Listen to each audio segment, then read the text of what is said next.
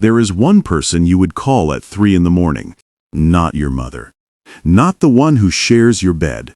Someone else entirely. A person who owes you nothing, who is not tied to you by blood or by desire, who could walk away tomorrow and no law on earth would stop them. And yet, you know, without even checking, that they would pick up. You know exactly how their voice would drop and go serious the second they heard yours. You know they would grab their keys and get in the car. Sit with that person for a second. Hold their face in your mind, because everything I'm about to tell you is really about them, about why they exist at all, about why a soft, breakable creature like you was ever built to need a stranger this badly. We have one small word for that person. We call them a friend, and it is such a worn-out, everyday word that we forget how strange the thing underneath it actually is. So let me ask it straight.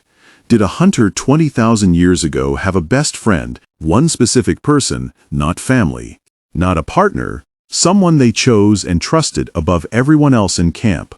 Short answer, almost certainly yes. Friendship is not some modern comfort we invented to fill our free time. It might be one of the oldest survival tools our species ever built. But here is the part that should really mess with you.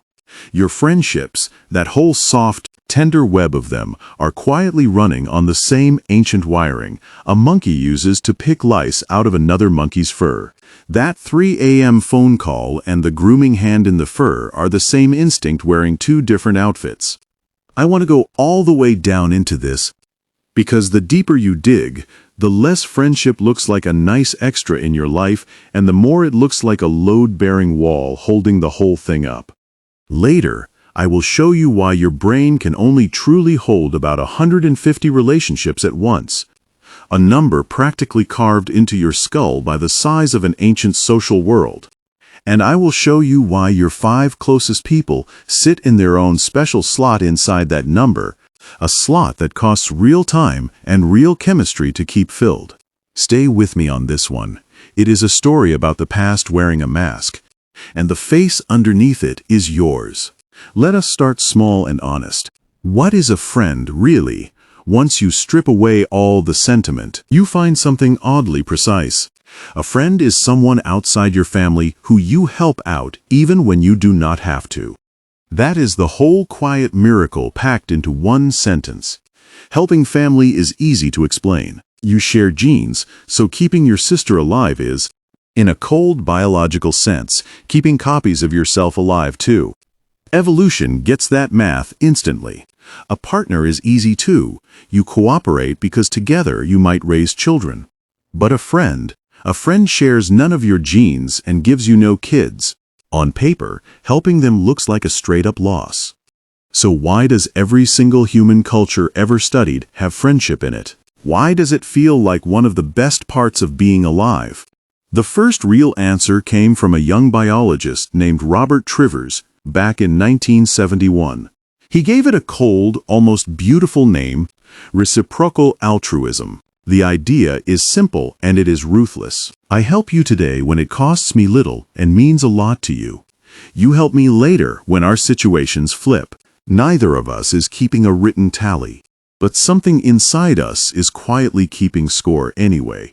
Play that out over a whole lifetime, and 2 people who keep trading favors like that come out way ahead of the loner who trades with nobody. Trust, seen this way, is not some soft feeling. Trust is a bet. It is you wagering that this person shows up when the wheel turns, and it is you who is bleeding. Now picture that bet on a cold open plain 20,000 years ago. You are not fast. You have no claws. Your babies stay helpless for years. One bad hunt, one broken leg, one brutal winter, and you are gone. What actually saves you is not your body. It is other people who have already decided you are worth saving. So you spend your whole life quietly stacking up goodwill. You hand out meat when you have extra, knowing hunger always circles back. You sit up all night with someone else's sick child. You point someone toward water before they even ask. Every small kindness is a deposit against a future you cannot see coming. A friend in the deep past was not company to pass the time with. A friend was insurance you could not buy with anything else. A friend was the difference between a broken ankle being annoying and a broken ankle being a death sentence. And here is the first thing that should really stop you cold. This whole logic is older than we are, much older. We did not invent friendship. We inherited it. Look at our closest living relatives, and you can watch the same bet being placed, without a single word spoken. Watch a troop of baboons out on the savannah. For a long time, researchers figured the only bonds that mattered there were about rank and mating.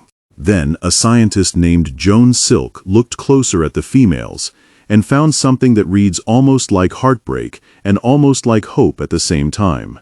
Female baboons build real friendships, specific, lasting bonds with particular other females. They sit together, they groom each other for hours. They stay close, and Silk found that females with the strongest social bonds lived longer, and their babies were more likely to survive. Let that actually land for a second. Having a friend, for a female baboon, measurably raised the odds that her own baby made it.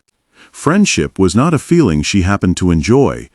It was survival, passed straight down through her children. Move over to chimpanzees, and you see the male version play out. Coalitions, 2 or 3 males who back each other up, share meat with each other, groom each other for hours on end, then stand shoulder to shoulder the moment a rival shows up to challenge them. A chimp with solid allies climbs the ranks. A chimp with none stays at the bottom.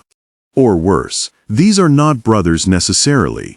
Sometimes yes, often not. These are chosen partnerships, built by effort and kept alive by loyalty. Watch 2 old male chimps who have covered each other's backs for 15 years. And you are not looking at some cute animal stand-in for friendship. You are looking straight at the actual evolutionary root of the thing you feel for your own closest people. The bond came first. The word came very, very late. So the machinery clearly runs deep. But how does it actually work? What is friendship physically made of inside a body? This is where it gets stranger and more personal than you might expect, because the glue is chemistry, and the original delivery system for that glue was touch.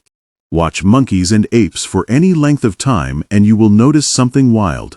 They spend an enormous chunk of their day grooming, combing through each other's fur, cleaning it, picking through it, stroking it. We tell ourselves this is about hygiene, about clearing out parasites. That is part of it, sure, but the numbers do not add up. They groom way more than any parasite could ever justify. Robin Dunbar, a researcher who has spent his whole career chasing this question, figured out what grooming is actually for. It has almost nothing to do with clean fur. It is about the feeling grooming creates. When you get groomed, your brain releases endorphins, the exact same chemicals that flood your system after a hard workout. Your body's own built-in painkillers, warm and calming, and quietly addictive. To be groomed is to be soothed at the level of your nervous system. Grooming is how a primate tells one specific other primate, "You are safe with me, and I am safe with you." It is trust delivered straight through the skin. You feel the human version of this all the time and barely even clock it. The hand on your shoulder from a friend the moment bad news lands. The hug that lingers one beat longer than politeness demands. The friend who sits close on the couch, shoulder against shoulder, saying absolutely nothing at all. That is grooming. That is the exact same endorphin system your monkey ancestors were running, still humming away inside you, still spending its ancient currency. When a touch from someone you trust makes the panic in your chest go quiet, that is not sentimentality, that is you getting dosed. Your oldest wiring is doing precisely the job it evolved to do. But here is the problem that changed everything. And this is the fact I want sitting right at the center of this whole story. Grooming works beautifully in small groups. It is slow though. You can only groom one person at a time. And to keep a bond healthy, you have to do it constantly. Fine, if your entire social world is 10 or 20 individuals. But something happened as humans evolved. Our groups kept growing and growing.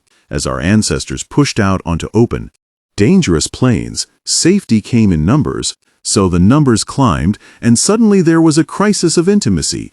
If you had to physically groom every single person you wanted to stay bonded with, and your group had 150 people in it, you would spend nearly half of every waking hour just grooming. You would starve to death doing it. There simply were not enough hours in the day. The old tool had hit a hard wall.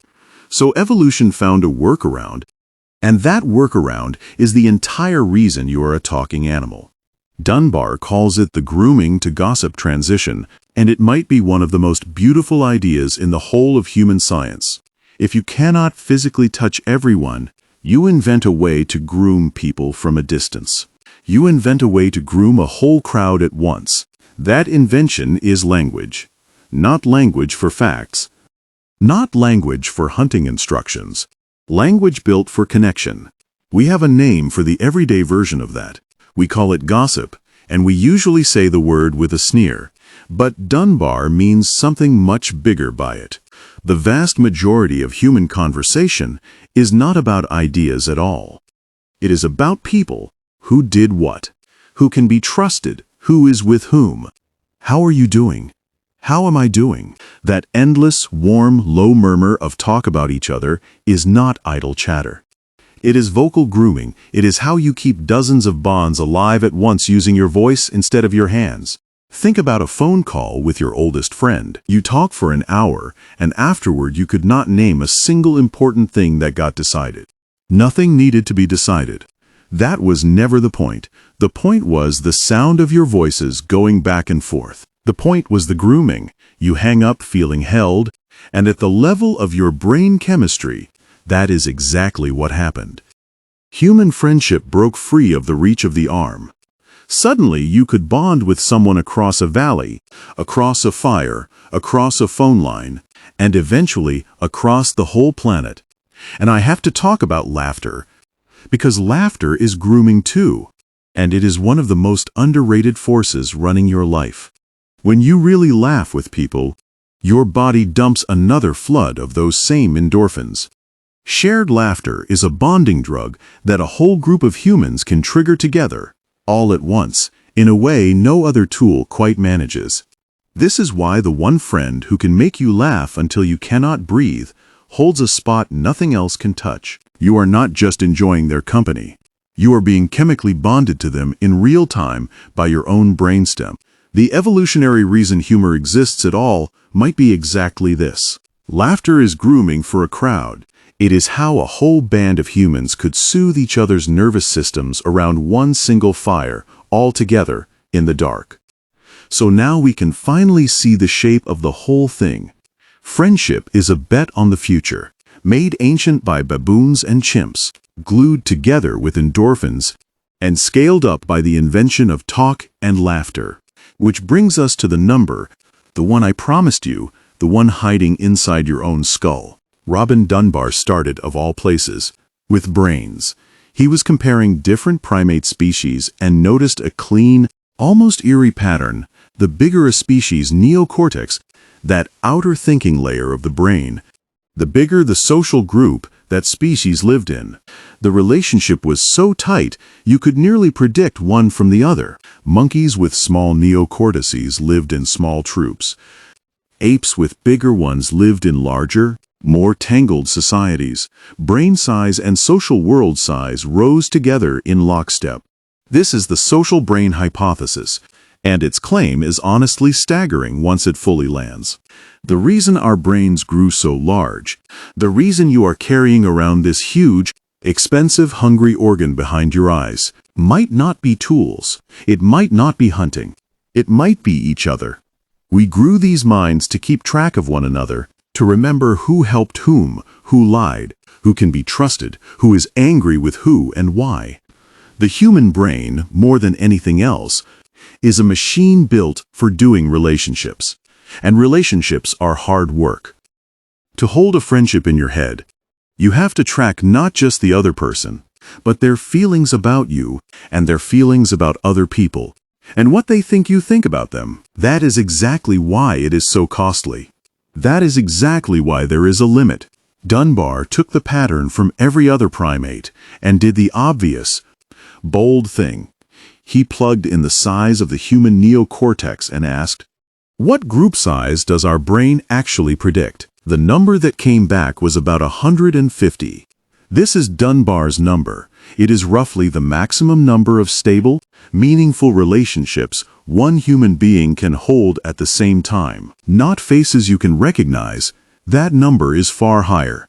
Not names saved in your phone. Real relationships. People you would not feel awkward joining. Uninvited for a drink.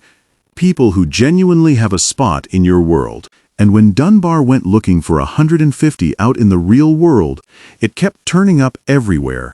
It kept falling out of human history like a coin slipping from a torn pocket. The typical size of hunter-gatherer bands and the clans they nested inside, around 150.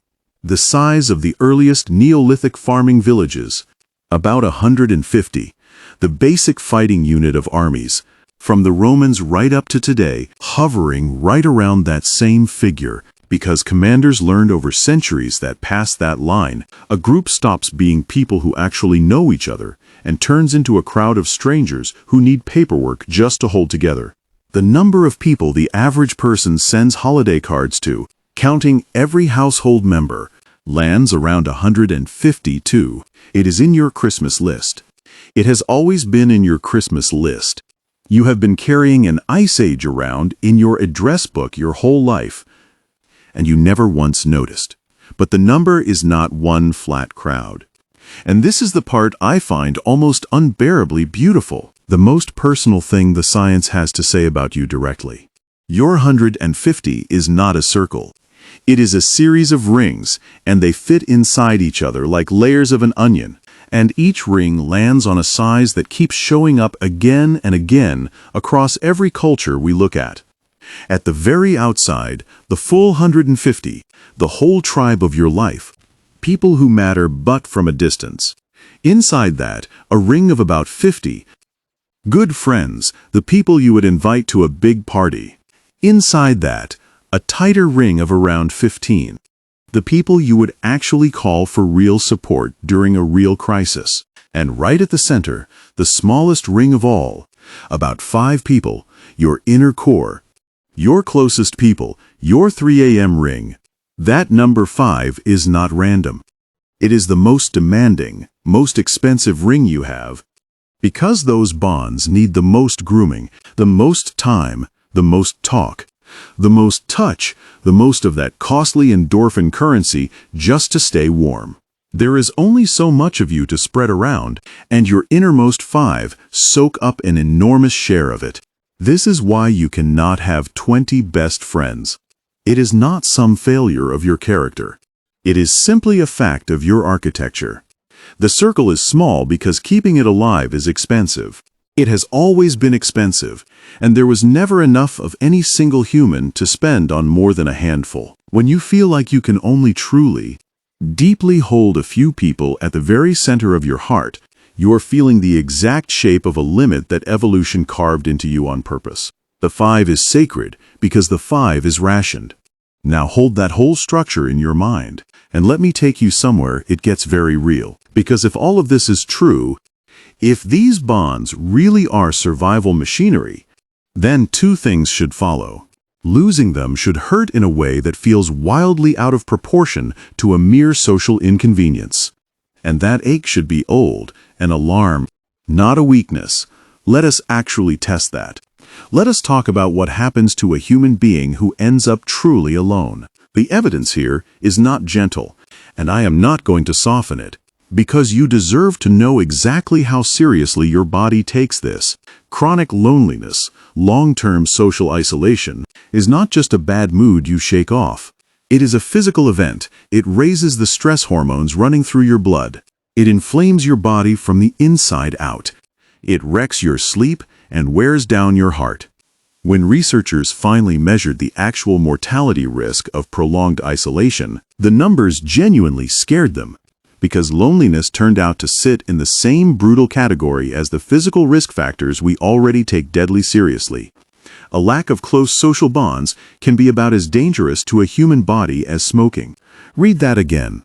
Your body treats the absence of friends the same way it treats poison. It is trying to tell you something with everything it has got. It is screaming, in the only language a body knows, that for a creature like you, being alone is not sad, it is dangerous. Why would evolution build an animal that can actually be harmed by loneliness itself? Because that pain is a feature. It is doing exactly its job for almost the entire span of human existence. Being cut off from your allies meant you were basically a dead person walking. Someone with no one to share meat with, no one watching their back, no one to sit up with them when sickness hit. Did not last long. The plane killed them. So the ones who survived, the ones who actually became your ancestors, were the ones who found isolation absolutely unbearable, who felt a gnawing, urgent pain the second their bonds started fraying. Loneliness hurts this much precisely because the humans who did not mind being alone left no descendants behind. You are the child of the ones who could not stand it. You are carrying their alarm system inside you right now. And now you can understand something you have felt before and maybe even felt embarrassed about. That specific, quiet grief of a friendship slowly fading. Not a big fight, not a betrayal, just the slow drift, the texts getting shorter.